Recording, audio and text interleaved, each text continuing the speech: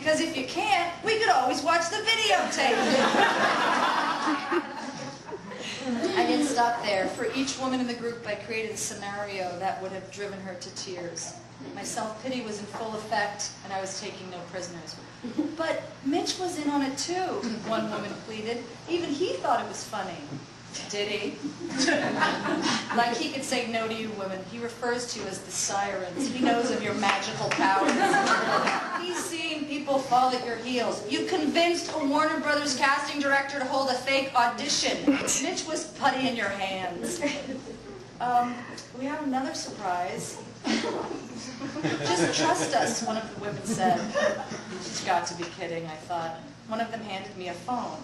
There was a sweet voice on the other end. Hello there, she said. Hi, this is Andrea, I answered back, more than a bit snide. Who's this? Hi, Andrea. Happy birthday. It's Byron Katie. My jaw dropped. I almost fainted. Byron Katie is the author of Loving What Is, a self-help book that I had been obsessed with and had been quoting from for the past month and a half. I idolized this woman and her wisdom. She uses a series of 4 questions to free yourself from any situation that's causing you pain or distress, and then helps you turn it around. My head felt like it was about to pop off my shoulders. In fact, it almost did. Well, what do you want to talk about? I'm all yours, she said. I don't know, I mumbled. Well, what's going on for you right now? Really?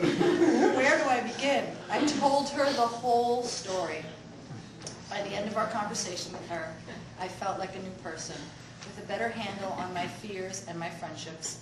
My rage over the faux audition wasn't about what these women had done to me, but what I had perceived they had done. I felt exposed and embarrassed, but my friends had never intended to do any damage. It was my attachment to these negative thoughts about what they had done that was killing me softly. I hung up the phone with a new perspective and my head held high. And there in the beautiful Santa Barbara sunlight sat my 6 beautiful best friends, waiting for an update. How'd it go, one asked. It was amazing. I told them all about it. I love you all so much. Thank you. It's all so perfect. The audition, the surprise, the phone call, all of it. I was afraid of being seen, of feeling exposed. I thought you would judge me, but I was simply judging myself. I was embarrassed that you'd see me wanting a job so badly that I looked like an ass. But that was me judging myself, not you. I love that I wanted the job, that I prepared for it, that I put on the makeup and the black suit. I'm sorry for my reaction and for making you feel bad. I could even watch the videotape right now. Really, my friends shouted? Well, not right now. But, you know, they couldn't believe their ears. The rest of the weekend was filled with even more wonderful surprises. Over those 2 days, I allowed myself to be seen through the eyes of my closest pals. And you know what? I loved what they saw. The whole experience was like 4 years of psychotherapy squeezed into a 3-hour adventure.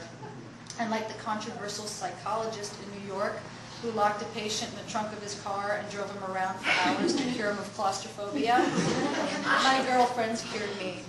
They trapped me with my claustrophobic thoughts and fears, drove me to Santa Barbara, and then let me out to deal with my neuroses with a real expert. And it cured me of my fears about being seen.